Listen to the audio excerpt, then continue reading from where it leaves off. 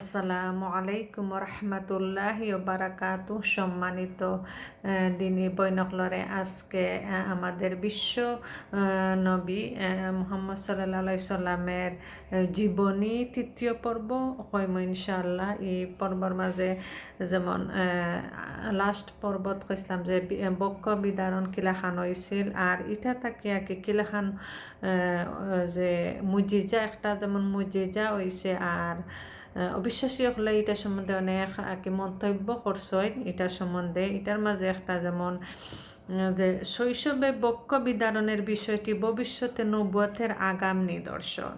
শৈশবে ও মিরাজ গমনের পূর্বে বক্ষ বিদারণের ঘটনা অন্তত 25 জন সাহাবী কর্তৃত্ব অবিরত দ্বারাই বর্ণিত, সহি হাদিস সময়ের দ্বারা প্রমাণিত। এটা সহি হাদিস দ্বারা প্রমাণিত হয়েছে। এতে সন্দেহের কোনো অবকাশ নেই। যাবতীয় মানবীয় কৌশল থেকে পরিচ্ছন্ন করা, যাকে শয়তানের অংশ বলা হয়েছে, এটা তার জন্য খাস এবং পৃথক একটি বৈশিষ্ট্য। প্রত্যেক নবীরই কিছু মুজিজা থাকে, সেই হিসাবে এটি শেষ নবী সাল্লাল্লাহু আলাইহি সাল্লামের বিশেষ মুজিজা সমূহের অন্তর্ভুক্ত। এর মধ্যে মানবীয় জ্ঞানের কোনো প্রবেশাধিকারী নেই। শেষ নবী ও শ্রেষ্ঠ নবী হিসাবে রাসূল সাল্লাল্লাহু আলাইহি সাল্লাম জন্ম থেকে মৃত্যু পর্যন্ত আল্লাহর সর্বক্ষণিকে তত্ত্বাবধানে ও বিশেষ ব্যবস্থা দিনে পরিচালিত ছিলেন। এতএ বক্ষ বিদারণের ঘটনা সাধারণ মানবীয় রীতির বিরোধী হলেও তা আল্লাহর জন্য সৃষ্টির কৌশলের অধীন। যেমন শিশুকালে মুসা আলাইসাল্লাম সাগরে বেসে গিয়ে ফেরাউনের গৃহে লালিতা পালিত হন। ঈসা আলাইসাল্লাম মাতৃকুলে স্বীয় সম্পাদকের সাথে বাক্য লাভ করেন। এটা লইয়া অনেক মন্তব্য করছেন যে বক্ষ বিদারণের কথা। এটা একটা মুজিজা, এটা একটা অলৌকিক ঘটনা আল্লাহ সুবহানাহু ওয়া তাআলা করছেন। যারা বিশ্বাসী হলে বিশ্বাস করে না এটা কি তারা অনেক মন্তব্য করছে। তো এটা রইল কি যেমন এটা একটা মুজিজা, অলৌকিক ঘটনা যে আল্লাহর নিকট থেকে তিনি বাণী প্রাপ্ত হয়েছেন। যেমন অনেক বাদ মন্তব্য করছেন, এটার একটা প্রমাণ যে এটা একটা মুজিজা। আমেনার ইয়াসপিরের গমন ও মৃত্যু। মুহাম্মদ সাল্লাল্লাহু আলাইহি ওয়াসাল্লামের মা আমেনার যখন মৃত্যুবরণ করেন, প্রাণাদিক সন্তানকে কাছে পেয়ে আমেনা তার প্রাণপ্রিয় স্বামীর কবর জিয়ারত করার মনস্থ করেন। শ্বশুর আব্দুল মুতালিব সব ব্যবস্থা করে দেন। সেমতে পুত্র মুহাম্মদ সাল্লাল্লাহু আলাইহি ওয়াসাল্লাম ও পারিবারিক উম্মে আয়মনাকে সাথে নিয়ে তিনি মক্কা থেকে প্রায় 460 কিলোমিটার উত্তরে মদিনার উদ্দেশ্যে রওনা হন। অতঃপর যথাসময়ে মদিনায় পৌঁছে নাবেগা আল জাদির পারিবারিক গুরুস্থানে স্বামীর কবর জিয়ারত করেন। অতঃপর সেখানে 1 মাস বিশ্রাম নেন। এরপর মক্কার উদ্দেশ্যে রওনা হন। কিন্তু কিছু দূর এসেই তিনি অসুস্থ হয়ে পড়েন এবং আবওয়া নামক স্থানে মৃত্যুবরণ করেন, যা বর্তমানে মদিনা থেকে মক্কার পথে 250 কিলোমিটার দূরে অবস্থিত। একটি শহরের নাম। উম্মে আয়মনা শিশু মুহাম্মদকে মক্কায় নিয়ে আসেন। এভাবে জন্ম থেকে পিতৃহারা ইয়াতিম মুহাম্মদ মাত্র 6 বছর বয়সে মাতৃহারা হলেন। দাদার স্নেহ করে মুহাম্মদ পিতৃমাতৃহীন ইয়াতিম মুহাম্মদ সাল্লাল্লাহু আলাইহি সাল্লাম এবার এলেন প্রায় 80 বছরের বৃদ্ধা দাদা আব্দুল মুতালিবের স্নেহ নিরে। আব্দুল মুতালিব নিজেও ছিলেন জন্ম থেকে ইয়াতিম। সেই শিশুকালে ইয়াতিম আব্দুল মুতালিব আজ বৃদ্ধ বয়সে নিজ ইয়াতিমের পৌত্রের অভিভাবক হলেন। কিন্তু এ স্নেহ বেশি দিন স্থায়ী হয়নি।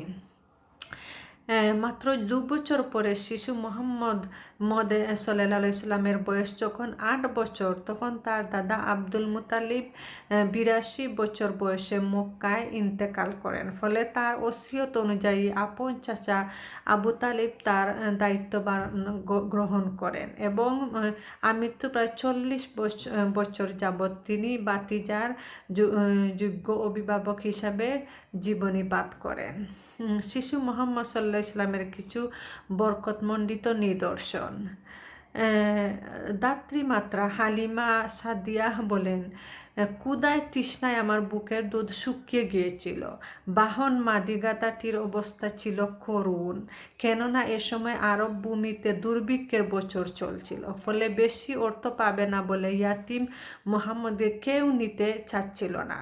অবশেষে আমি তাকে নিতে সম্মত হলাম। অতঃপর যখন তাকে বুকে রাখলাম তখন সে আমার গর্ভজাত সন্তান দুজন পেট ভরে আমার বুকের দুধ খেয়ে ঘুমিয়ে গেল। ওদিকে উটনির পালায় দুধ ভরে উঠল, যার দুধ আমরা সবাই তৃপ্তির সাথে পান করলাম। যখন আমার স্বামী হারেস বললেন, হালিমা, আল্লাহর কসম, তুমি এক মহাভাগ্যবান সন্তান লাভ করেছ। তারপর বাড়িতে ফিরে আসার সময় দেখা গেল যে আমাদের সেই দুর্বল মাদি গাড়িটি এত তেজি হয়ে গেছে যে কাফেলার সবাইকে পিছনে ফেলে সে এগিয়ে যাচ্ছে, যা দেখা সবাই বিস্মিত হয়ে গেল।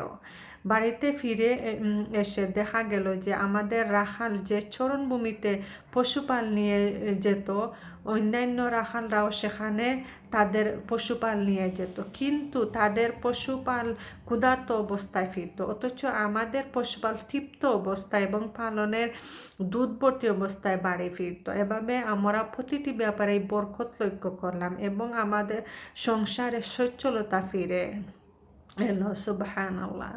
কাবা চতুর্থের যে নির্দিষ্ট স্থানটি দাদা আব্দুল মুতালিব বসতেন, সেখানে তার জন্য নির্দিষ্ট আসনে কেউ বসত না, কিন্তু শিশু মোহাম্মদ সাল্লাল্লাহু আলাইহি ওয়াসাল্লাম ছিলেন ব্যতিক্রম। তিনি এসে সরাসরি দাদার আসনেই বসে পড়তেন।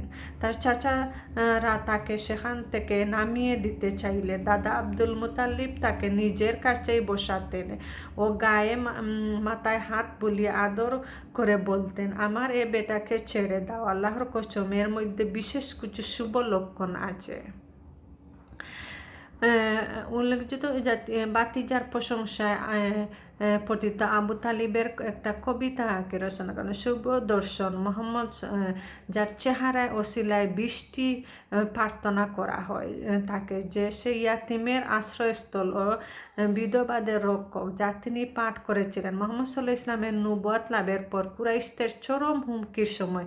এর মাধ্যমে তিনি মক্কার নেতাদেরকে তার প্রতি আকৃষ্ট করতে চেয়েছিলেন এবং বলতে চেয়েছিলেন যে কোনো অবস্থাতেই তিনি মোহাম্মদকে তাদের দাবি মতে তাদের হাতে ছেড়ে দিবেন না। ইবনুল হিমাস বলেন, উক্ত প্রসঙ্গে আবু তালিব 80 লাইনের যে দীর্ঘ কবিতা পাঠ করেন তা আমার নিকটে বিশুদ্ধভাবে এসেছে, তবে কোনো কোনো বিধান এর অধিকাংশ কবিতা সম্পর্কে অজ্ঞতা প্রকাশ করেছেন।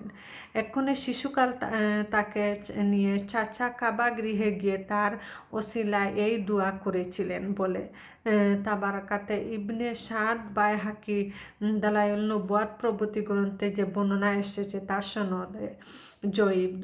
বরং মদিনাতে গিয়ে অনাবৃষ্টির সময় লোকদের দাবির প্রেক্ষিতে জুম্মার খুতবার মিম্বরে দাঁড়িয়ে রাসূল সাল্লাল্লাহু আলাইহি ওয়াসাল্লাম বৃষ্টির প্রার্থনা করেছেন এবং সে বৃষ্টিতে মদিনা সিক্ত হয়েছে। রাসূল সাল্লাল্লাহু আলাইহি ওয়াসাল্লামের বৃষ্টি প্রার্থনার সময় আব্দুল্লাহ বিন ওমর রাদিয়াল্লাহু আবু তালিবের পঠিত উপরোক্ত কবিতার লাইনটি পাঠ করতেন। ইবনে কাসির রহিমাহুল্লাহ আবু তালিবের পঠিত দীর্ঘ কবিতাকে বহু শ্রুত সাবআহ মুআল্লাকার কবিতা সময়ের চাইতে অধিক উত্তম ও সারগর্ভ বলে মত প্রকাশ করেছেন। জৈনিক বেদুইন ব্যক্তির আবেদন ক্রমে রাসূল সাল্লাল্লাহু আলাইহি ওয়াসাল্লাম মিম্বরে উঠে আল্লাহর নিকট বৃষ্টির প্রার্থনা করলেন, হে আল্লাহ, আমাদের প্রতি বৃষ্টি বর্ষণ করো। উক্ত হাদিসে একথাও রয়েছে, রাসূল সাল্লাল্লাহু আলাইহি ওয়াসাল্লাম যদি আজ আবু তালিব বেঁচে থাকতেন তাহলে তার চক্ষু শীতল হয়ে যেত। অতঃপর তিনি বলেন যে আমাদেরকে তার সেই কথাগুলি শোনাবে। তখন আলী রাদিয়াল্লাহু দাঁড়িয়ে বলেন, হে আল্লাহর রাসূল, সম্ভবত আপনি তার কবিতার সেই কথা বলেছেন যেখানে তিনি বলেছেন। ইবনুল হাজার বলেন, আনাস রাদিয়াল্লাহু বর্ণিত উক্ত হাদিসটির মধ্যে কিছু দুর্বলতা থাকলেও এটি সহযোগী হিসাবে গ্রহণ করা যায়। উক্ত এ দীর্ঘ কবিতাটি সম্পর্কে সিরাতে ইবনে হিমাসের ভাষ্যকার আব্দুর রহমান সাহিল মৃত বলেন, আবু তালেবের স্বীয় পিতা আব্দুল মুতালিবের সময়ে এটা দেখেছেন যে অনাবৃষ্টিতে কাতর মক্কাবাসীদের জন্য বৃষ্টি প্রার্থনার উদ্দেশ্যে তিনি নারী পুরুষ সবাইকে নিয়ে কাবা গৃহে জমা হন এবং আল্লাহর নিকট বৃষ্টির প্রার্থনা করেন। এ সময় শিশু মুহাম্মদ তার পাশে ছিল। এবং তিনি তাকে কাঁধে তুলে নেন। তারপর মুষলধারে বৃষ্টি বর্ষিত হয়। তবে উক্ত প্রার্থনায় আব্দুল মুতালিব উপস্থিত নারী পুরুষদের সকলের দোয়াই দিয়েছেন। তবে উক্ত ঘটনাটি মুহাম্মদের পৃথক বৈশিষ্ট্য প্রমাণিত হয় না। কিশোর মুহাম্মদ ও ব্যবসা গমন। 10 বা 12 বছর বয়সে চাচার সাথে ব্যবসার উপলক্ষে তিনি সর্বপ্রথম সিরিয়ায় বুসরা শহরে গমন করেন। সেখানে জিরসিন ওরফের বাহিরা নামক জৈনিক দৃঢ়দৃষ্টিসম্পন্ন রাবেহ অর্থাৎ খ্রিস্টান পদ্রির সাথে সাক্ষাৎ হলে তিনি মক্কার কাফেলাকে আন্তরিক আপ্যায়ন করেন এবং কিশোর মুহাম্মদের হাতে ধরে কাফেলার নেতা আবু তালেবকে বলেন, এই বালক বিশ্বজাহানের নেতা, একে আল্লাহ বিশ্ব চরাচরের রহমত হিসাবে প্রেরণ করেছেন। আবু তালেব বলেন, কিভাবে আপনি একথা বুঝলেন?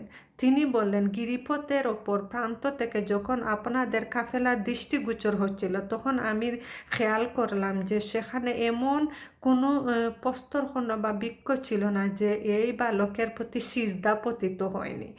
আর নবী ব্যতীত এরা কাউকে সিজদা করে না। তাছাড়া মেঘ তাকে ছায়া করছিল, গাছ তার প্রতি নুয়ে পড়েছিল। অর্থাৎ এই মুহরের নবুয়াত দেখে আমি তাকে চিনতে পেরেছি। তার বাম স্কলমূলে ছোট ফলের আকৃতিতে উঁচু হয়ে আছে। আমাদের ধর্মগ্রন্থে আখেরি নবীর এসব আলামত সম্পর্কে আমরা আগেই জেনেছি। তবে হে আবু তালিব, আপনি সত্য রেখে মক্কায় পাঠিয়ে দিন, নইলে ইয়াহুদিরা জানতে পারলে ওকে মেরে ফেলতে পারে। অতঃপর চাচা তাকে কিছু গুলামের সাথে মক্কায় পাঠিয়ে দিলেন। এ সময় পদ্রি তাকে পিঠা ও তেল উপহার দিলেন। ইবনু হাজার বলেন, আনাস রাদিয়াল্লাহু বর্ণিত উক্ত হাদিসটির মধ্যে কিছু দুর্বলতা থাকলেও এটি সহযোগী হিসাবে গ্রহণ করা যায়। কিশোর মুহাম্মদ সাল্লাল্লাহু আলাইহি ইসলামের ব্যবসা গমন। 10-12 বছর বয়সে চাচার সাথে ব্যবসার উপলক্ষে তিনি সর্বপ্রথম সিরিয়ার বুসরা শহরে গমন করেন। সেখানে জিরসিন ওরফে বাহিরা নামক জৈনিক দৃঢ়শক্তি অর্থাৎ রাবেহা খ্রিস্টান পদ্রির সাথে দেখা হয়। তারপর যেমন ইবনুল ইসহাক বলেন, পদ্রি বাহিরা তাকে পৃথকভাবে ডেকে নিয়ে লাত উজ্জার দোহাই দিয়ে কিছু প্রশ্ন করেন। তখন তরুণ মোহাম্মদ তাকে বলেন, আমাকে লাত ও উজ্জার নামে কোনো প্রশ্ন করবেন না। আল্লাহ কসম, আমি এ দুটির চাইতে কোনো কিছুর প্রতি অধিক বিদ্বেষ পোষণ করি না। অতঃপর তিনি এ বিষয়ে অন্যান্য তিনি তাকে নিদ্রা, আচরণ, আকৃতি, অন্যান্য বিষয় সম্পর্কে জিজ্ঞেস করেন। সেগুলো তিনি তাদের কিতাবে বর্ণিত গুণাবলীর সাথে মিল পান। অতঃপর তিনি আবু তালিবকে বলেন, ছেলেটি কে? আবু তালিব বলেন, এটি আমার বেটা। তিনি বলেন, না, এটি আপনার পুত্র নয়, এই ছেলের বাপ জীবিত থাকতে পারে না। তখন আবু তালিব বললেন, এটি আমার ভাতিজা। বাহিরা বললেন, তার পিতা কি করেন? জবাবে আবু তালিব বললেন, তিনি মারা গেছেন, এমতো অবস্থায় যে তার মা গর্ভবতী ছিলেন। বাহিরা বললেন, আপনি সত্য বলেছেন, আপনি ভাতিজাকে নিয়ে আপনার শহরে চলে যান, ইয়াহুদিদের থেকে সাবধান থাকবেন, আপনার ভাতিজার মহান মর্যাদা রয়েছে। কিছু কিছু খ্রিস্টান এ ঘটনা থেকে নবীর চরিত্রের উপর অপবাদ দিতে চেষ্টা করেছে যে তিনি পদ্রি বাহিরার নিকট থেকে তাওরাত শিখেছেন, যা থেকে তিনি কোরআন বর্ণনা করেছেন। অথচ তখন তাওরাত বা ইনজিল আরবিতে অনুদিত হয়নি। তাছাড়া মুহাম্মদ সাল্লাল্লাহু আলাইহি ওয়াসাল্লাম তখন ছিলেন মাত্র 10-12 বছরের বালক। তিনি মাতৃভাষা আরবিতেই লেখাপড়া জানতেন না।